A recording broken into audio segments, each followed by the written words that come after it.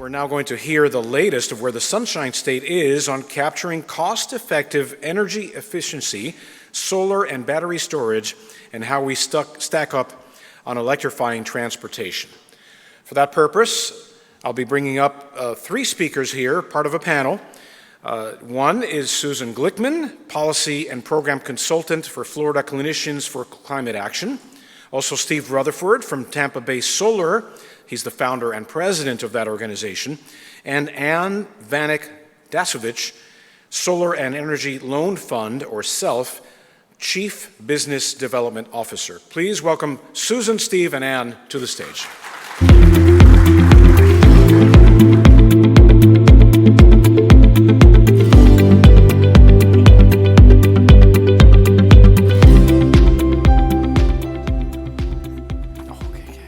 Good morning. This is fantastic. It's so exciting to be in a room with so many friends. And Thais and David, thank you for your leadership. F. Scott Fitzgerald, who's the very renowned author of The Great Gatsby, wrote that the test of a first-rate intelligence is the ability to hold two ideas opposed in your mind in the same time and still retain the ability to function. He said you should be able to see that things are utterly hopeless and yet be determined to make them better. Well, that's me. And having worked on climate and energy issues for more than 2 decades, and I suspect that's also many of you, according to NOAA's observatory in Hawaii, we are now at 419.94 parts per million of carbon in the atmosphere. And like your height and your weight, you might not like it, but it is a measurement. And that's up about a half a point from just a year ago, and that may seem like a small rise, but we are headed in the wrong direction. And you're going to hear a little bit later from 2 of the Florida Clinicians for Climate Action, Drs. Shauna Junko and Martin Darrow, about the fact that we are feeling the heat and we are paying the price now. On the other hand, and you just heard from Dawn about the historic Inflation Reduction Act, and you're going to hear in more detail from my friends at the Southeast Sustainability Director Network, Michael Dexter and Ann Livingston, about how we're going to build out everything: clean power energy transmission line, electric vehicle supply chain, innovative home appliances, new industrial processes, and sustainable farming practices. It's fantastic. Many of the advocates in this room, and I see so many people, Heaven, Kim, Brian, Mary, Ernie, and on, I know I left somebody out, we're all engaged in tracking these dollars and how to see that properly rolled out so we get the maximum climate and financial benefits. One word of caution, however, and you can read about this in The Big Fix. That was written by Hal Harvey, who founded the Energy Foundation, and Justin Gillis, former New York Times columnist. There is going to be a gulf between what the U.S. committed to in the Paris Agreement to keep us under 1.5 degrees. You know, there is an upper limit to the sea level rise and the heat that we can withstand and to keep our economy going. So there's a lot more that's going to need to be done than just what we're going to get with the Inflation Reduction Act in the bipartisan infrastructure bill. And of course, as was alluded to earlier, things can be very challenging in Florida. We are already seeing, for the legislative session that begins next Tuesday, a slew of bills being filed in Tallahassee to further preempt local governments from reducing fossil fuel use. So back to F. Scott Fitzgerald's quote, it's always a perpetual kind of good news and bad news story. Of course, the good news is the cost of renewables has plunged for the last decade. Solar and wind equipment surged, the technologies have improved. We did see a little tick back. We were just discussing this backstage because of the supply chain kind of chaos around the pandemic. We're hoping that, you know, as more manufacturing happens, that the prices will continue to keep dropping. Still, renewables are cheaper than gas and oil and coal. It's pretty exciting. Now, onshore wind costs about $46 a megawatt hour, large-scale solar about $45, and you can see costs for coal from either maybe $75 to $100 a megawatt hour, and gas $58 to $80, somewhere in there. So it's cheaper now.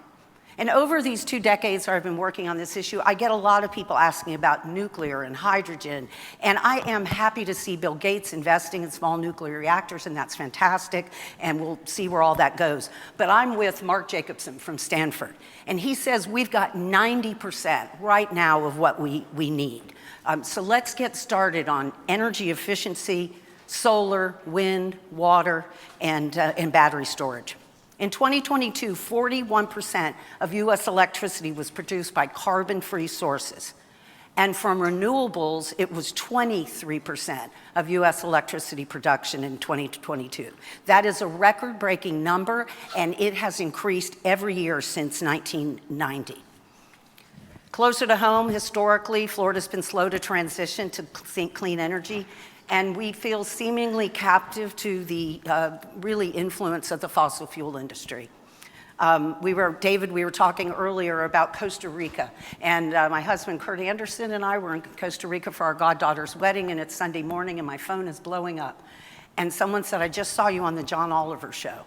And I said, really? I did an interview with the John Oliver show, but they took a clip of an interview that I did do with PBS NewsHour where I said, the investor-owned utilities are like waiters in a restaurant where they get a guaranteed tip. So the more that is spent, the more that they make. So the incentive is on building power plants and constructing transmission lines. And for Florida Power and Light, it's about 11.5% guaranteed rate of return on capital expenditure. So the incentive is not helping you use less energy. So we have some regulatory problems in Florida. Energy efficiency can lower energy prices. It also reduces the need to build these expensive power plants is what makes your bill go up, and also the price of gas. We're 75% reliant on gas, and as we know, because of the Russia's invasion of Ukraine and other facets, gas prices are through the roof. As to energy efficiency, my friends at the American Council for an Energy Efficient Economy ranked the utilities, and out of 52 utilities around the country, Tampa Electric is 46, Duke is 48, and Florida Power and Light is 51 out of 52 in offering meaningful energy efficiency programs for people. That's very much an equity issue because affluent people get more efficient all the time with whatever, a new roof, new windows, new air conditioner, new appliances. And right now on Tuesday, the same as the opening of the session, there is a workshop in front of the Public Service Commissioners on a new rule about the energy efficiency conservation goal setting. We use two antiquated cost-benefit tests, what's called the rate impact measure. No other state uses it. And of course, the essence of energy efficiency is to use less energy, reducing your bill, which would affect rates. So nothing passes the rate impact measure. They deploy a 2-year payback screen. They eliminate all the cheap stuff. Anything that pays back in 2 years or less, they take off the table. So that's Florida, right? Of all the renewable energy resources, though, available today, solar power really has the greatest raw potential. It has the smallest environmental footprint, and it's a soaring number of jobs in an industry that's growing 17 times faster than the overall US economy. Regulatory and utility policies, as I was just discussing, have enormous impact on whether or not we can really reach the potential for solar.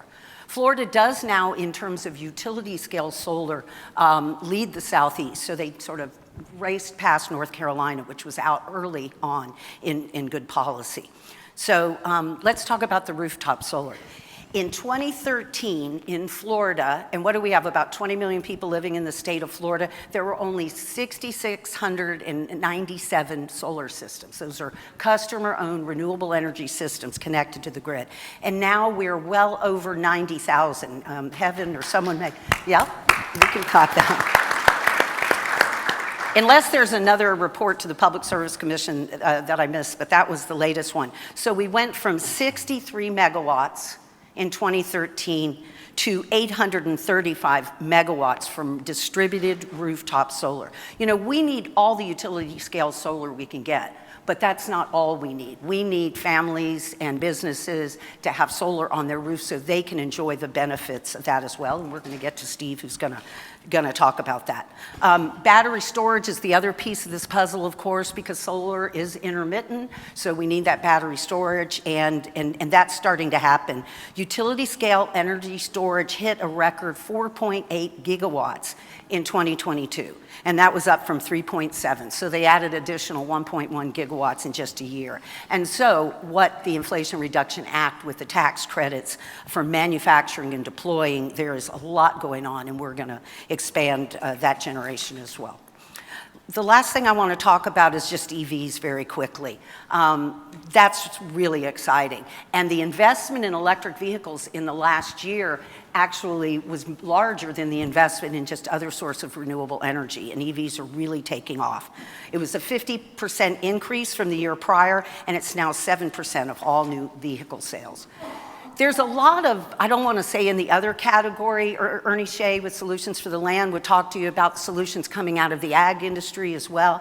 There's heat recovery technologies. You know, wastewater treatment plants are some of the biggest energy users in communities. Miami-Dade County starting on a pilot using hydrogen bromine to treat the biosolids and using the energy there so they don't have to truck biosolids to Indian River and so on and so forth. There is a lot of innovative stuff going on now. But once again, we have 90% of what we need. One of the areas that we haven't expanded on is aviation. And this morning, it heartened my soul that I woke up to an article about a real landmark in using hydrogen out of Washington State. And they piloted a 40-passenger plane that went 15 minutes. They'd done one in the UK that was a 19-seater that went about 10 minutes. And the University of Florida is actually developing a biofuel out of Ethiopian mustard seed called Carinata. So the future's exciting and the future is bright. So that was my overview. I'm going to join my two dear friends over here, and we're going to hear about their work, and we're going to hear about some success stories. And we sort of got big picture, and now these two are going to tell you how they are changing people's lives with what they do. Why don't you go first? So I'm a proud board member of the Solar and Energy Loan Fund. The founder is Doug Coward, and Annie and I both met Doug Coward in 2005 when Florida Power and Light tried to build a 1,980 megawatt coal plant in St. Lucie County. Doug was a 12-year county commissioner, and he pursued a grant from the Department of Energy and developed the Solar Energy Loan Fund. It is both a community development finance institution and a green bank. So I'm going to turn it to Annie, and I think we all know that there's some $27 billion coming down for green banks and CDFIs, and so take it away. So we're really excited about all the money that's coming down, obviously. It's going to help a lot of people. In our work itself, it's important that we touch people's lives directly.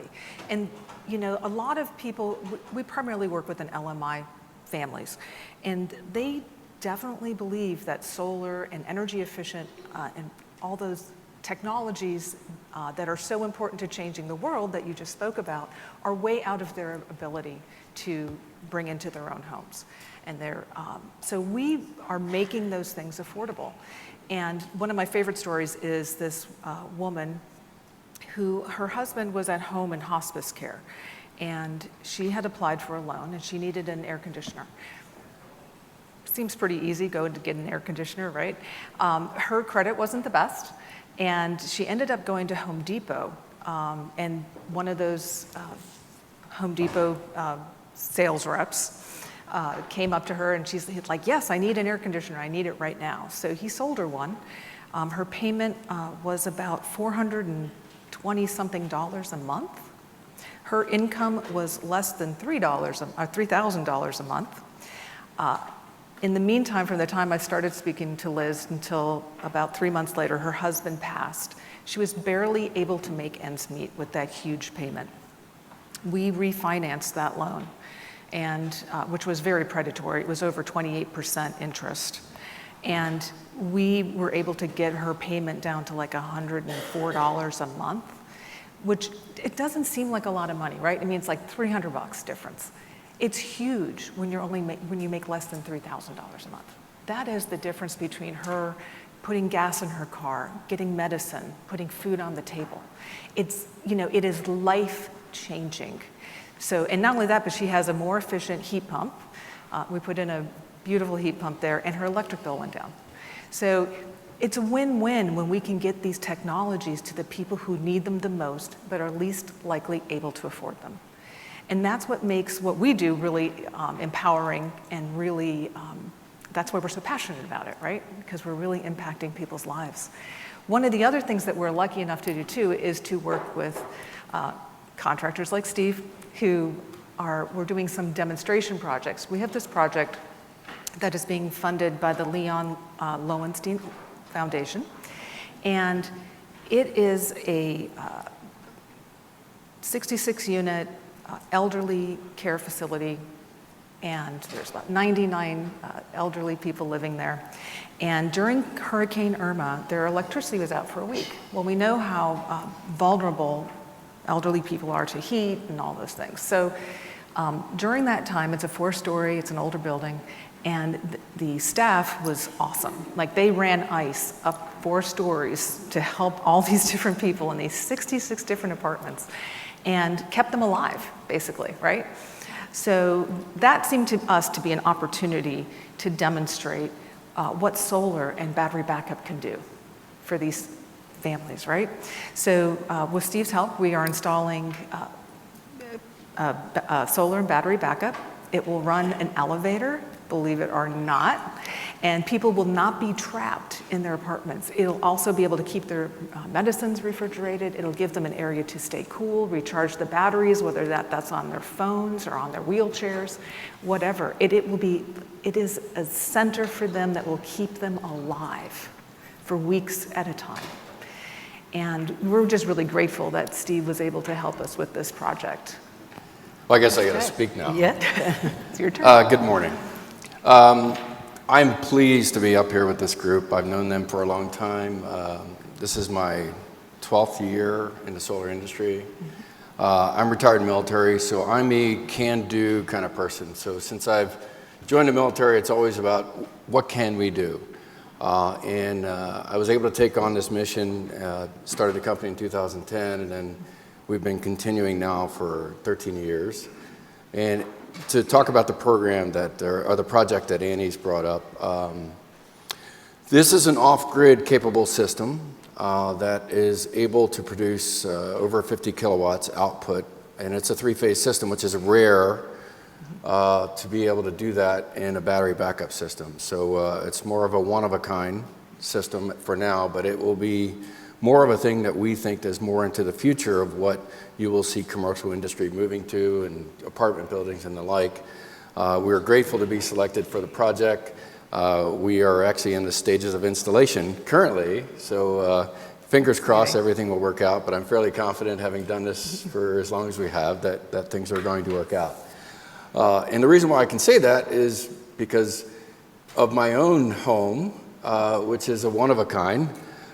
We are completely off-grid from the utility company. I have a 4,000 square foot home, grateful for that. It is very energy efficient. And I forgot to get a connection to the utility company a couple years back when we built it. And one of the interesting things that happened, and I'm in the Tampa Electric territory, I got a call, and I know the Tico Electric folks very well. I've been working with them for a long time. And they called and said, hey, you never ordered your meter for your house. And I said, that's right, I forgot to do that. And they said, well, haven't you been living in that house for a couple of years? I said, yes, I have. In fact, the city approved me a certificate of occupancy back in 2018. They're like, well, when were you going to get your meter? And I said, I'm not. So I expected a big publicity thing to go on, but they never questioned it. So for the last 5 years now, my home has been completely off-grid. And I recently checked how much carbon offset I had. And so far to date, I'm over 200,000 pounds of carbon saved since we moved into the house. So very excited about that. So like Annie's project, we're excited to support it. We have many other projects. Folks come to us from across the state. We mostly operate in the Central Florida area. But this project's in Miami. We've got other megawatt jobs going on up in the Fort Walton Beach area for defense contractors. We like a challenge. And we know that there are folks out there that says, we're ready to move forward. And we always want to be that team that says, we're going to partner with you and help you succeed, because when you succeed, we succeed. The other thing I will say is that because of this, we're a for-profit company, of course, so we want to stay in business. But I've got 30% of my workforce are veterans. So we've got 39 folks that work for us now. 30% of them are former veterans.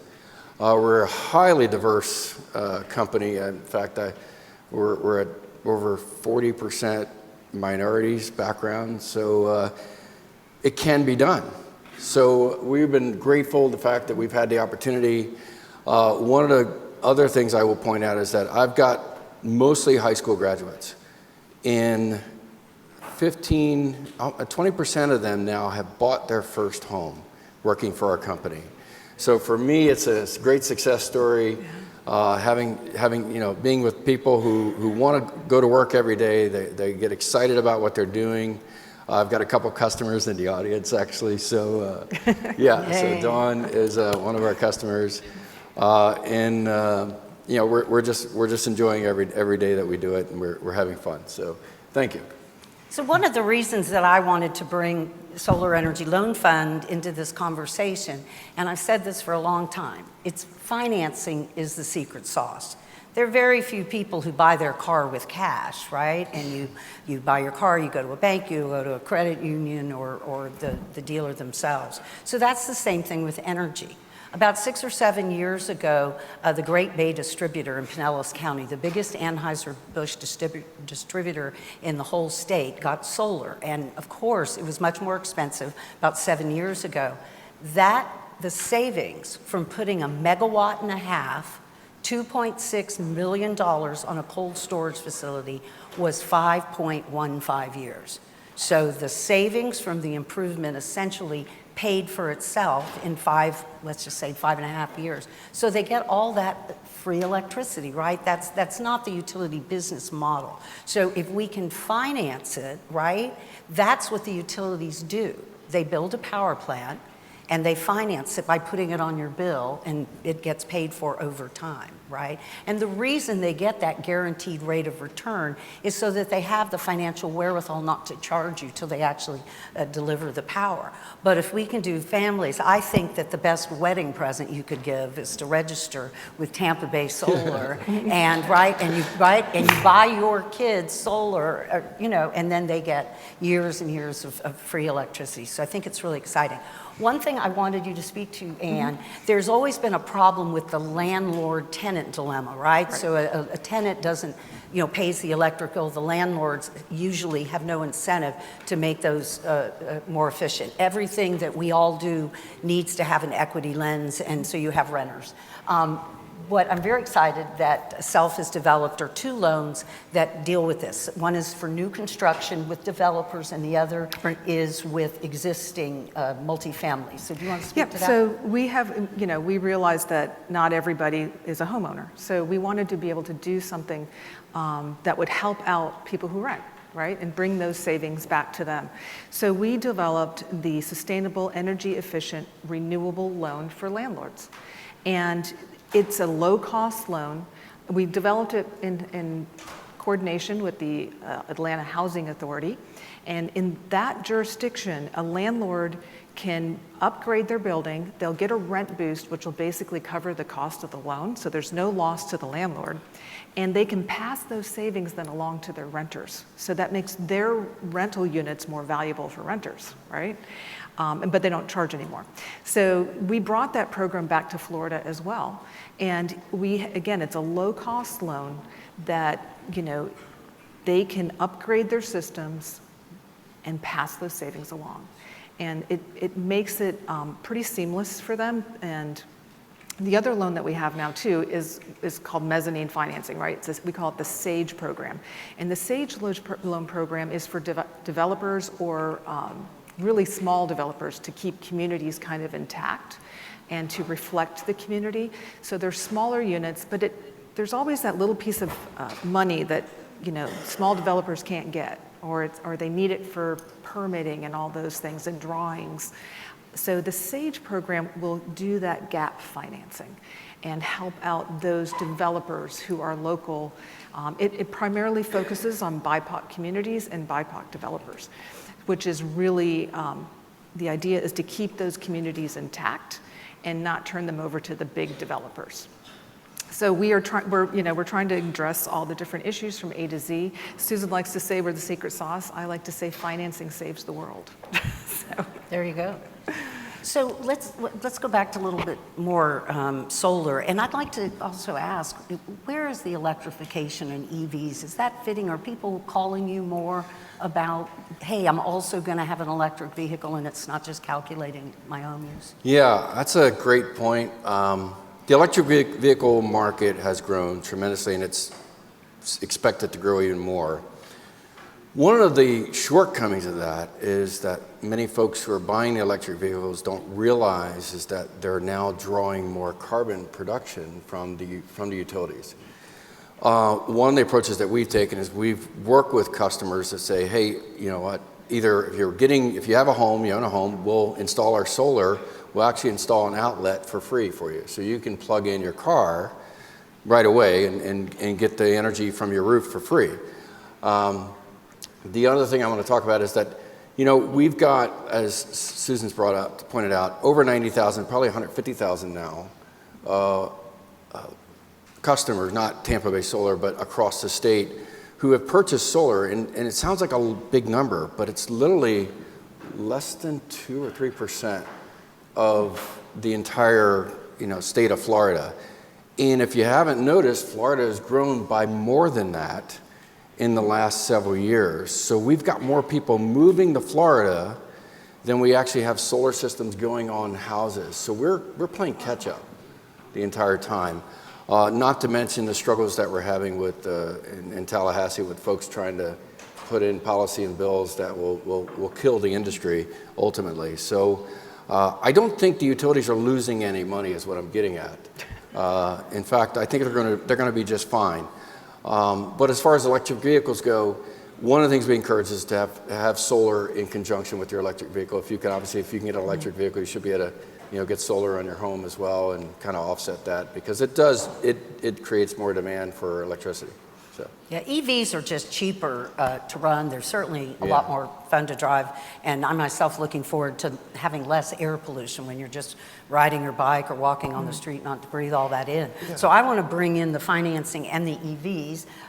Again, as a proud self-board member, we are looking to do, and I can't really see anybody, so when you raise your hand, I didn't see it, but we are looking at how do we finance used electric vehicles for low-income people, right? So electric vehicles are interesting because they have fewer moving parts. So when you go to buy a used internal combustion engine, the first thing you want to do is know what the mileage is. Well, it becomes less important on an electric vehicle. So as we get more of them, and there is more of a market for used, the need for financing is going to come in. So we're going to form a little technical advisory committee, and I'm pretty sure there's some people in this room that might want to be part of exploring how do we do that? How do we finance? So again, financing is the secret sauce. So tell me just another really success story with what you guys are doing. 75% of self-loans, so these are affordable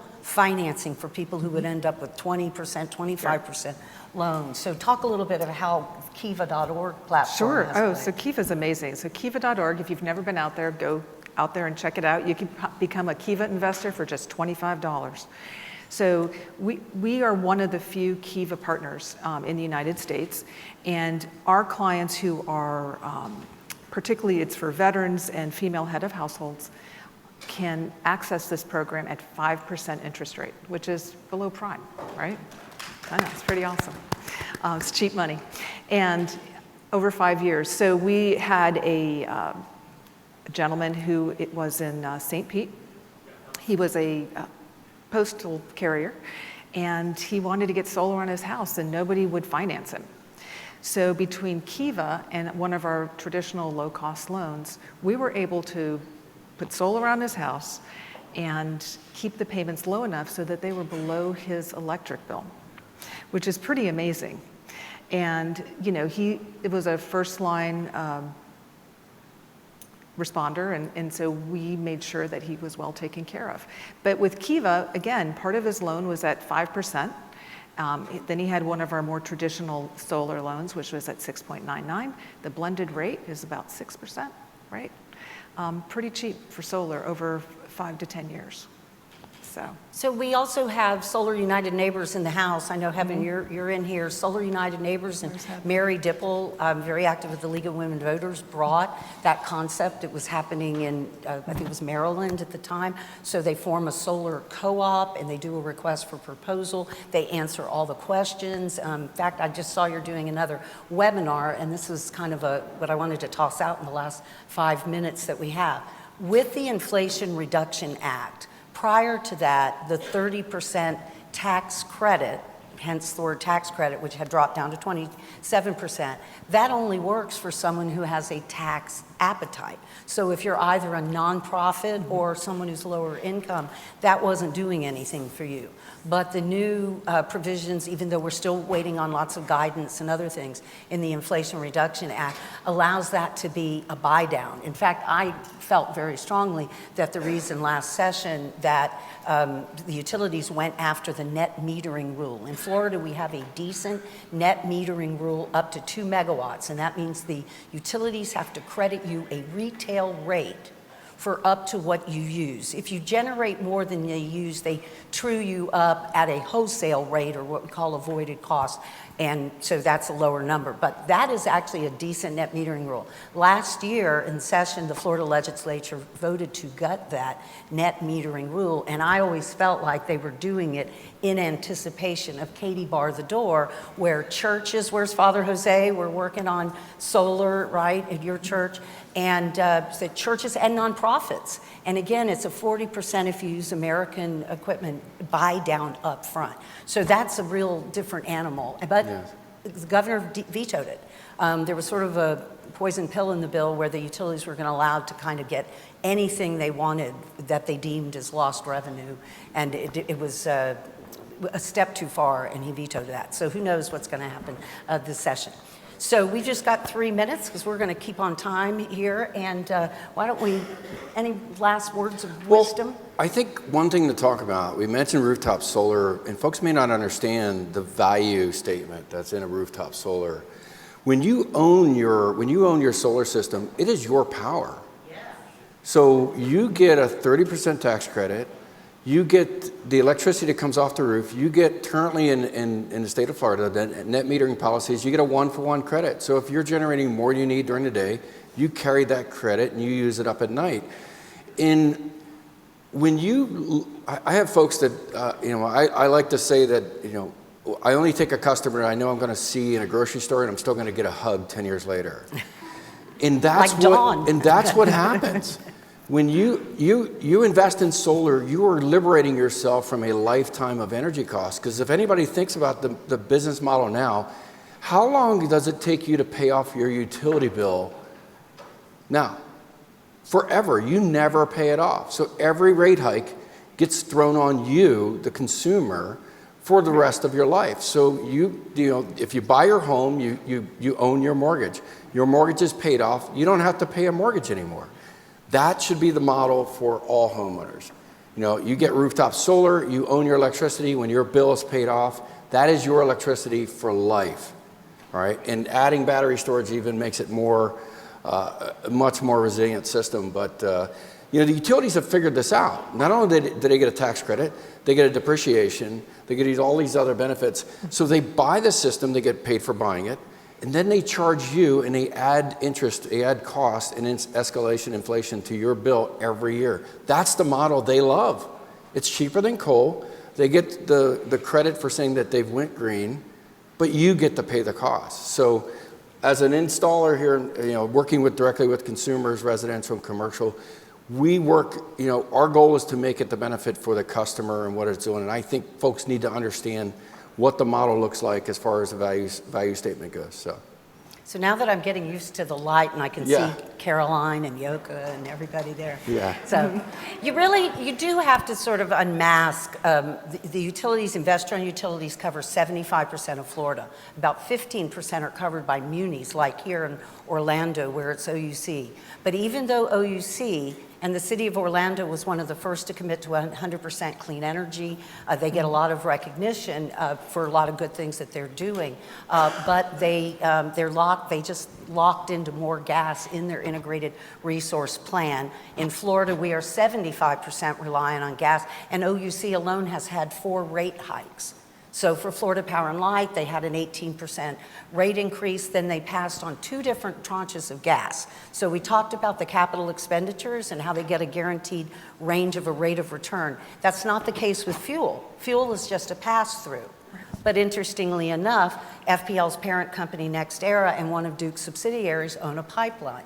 They own a Sable Trail pipeline that goes from Alabama to Orlando.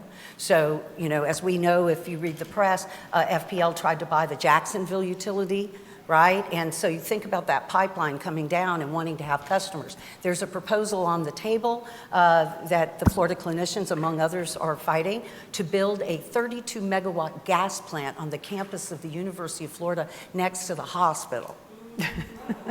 So we got the Rocky Mountain Institute, you'll love it, a former UF graduate named Sarah Toth did an analysis that a renewables only alternative would be $100 million less. And that's before you lock into the first bit of gas. So back to FPL, 18% rate increase. They came through 2 tranches of gas. $1.111 billion, and then another $1.5 billion.